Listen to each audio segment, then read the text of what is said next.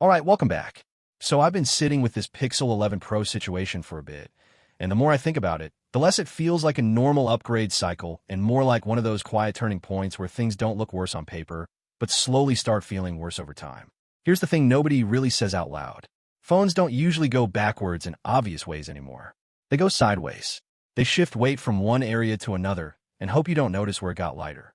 And right now, the Pixel 11 Pro feels like it's losing weight in places that actually matter later, not immediately.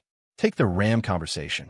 Dropping from 16 to 12, if that actually happens, isn't something you'll catch on day one. You'll still open apps, scroll, take photos, everything feels fine. But fast forward a few months, when AI features stack, background processes get heavier, updates roll in, that's when the ceiling starts showing up. Not as a crash, not as a failure, just as friction. Slight reloads, slight delays. The kind of stuff you can't screenshot, but you definitely feel. And what makes that part interesting is Google's own direction. They're not building lighter software. They're building heavier, smarter, more demanding systems. So reducing memory in that environment doesn't really align unless something else is forcing the decision. And that something else is where this whole story actually lives.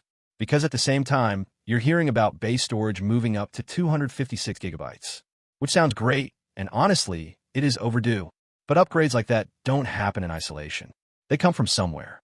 Budgets shift, priorities change, and when a company tries to hold price steady while improving one spec, it almost always compensates somewhere quieter. Now layer this with the camera situation. If the hardware stays the same again, what you're really getting is refinement, not progression. And Google is very good at refinement. But there's a limit to how long software can carry the same sensor before people start noticing that the magic looks familiar. Side by side, Pixel 10 Pro versus 11 Pro might feel like déjà vu with slightly cleaner edges. And this is where it starts connecting.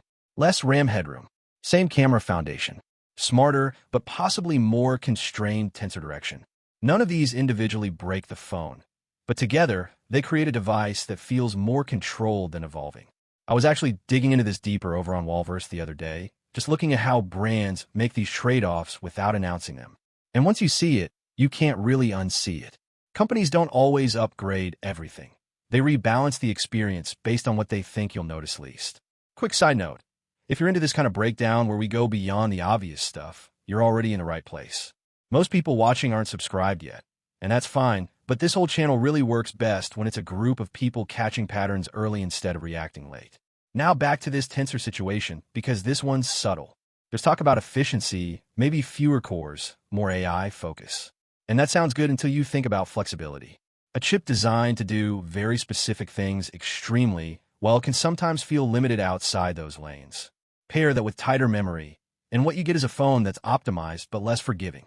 And that's the word I keep coming back to, less forgiving. Not worse, just less flexible over time. So when you zoom out, the Pixel 11 Pro doesn't look like a downgrade in the traditional sense. It looks like a device that's being carefully adjusted to survive rising costs without scaring people away. And maybe that's the smarter move for Google as a business. But if this is the direction, how long before stable upgrades start feeling like standing still? Take care and stay safe. I'll see you in the next one soon. Cheers. Bye-bye.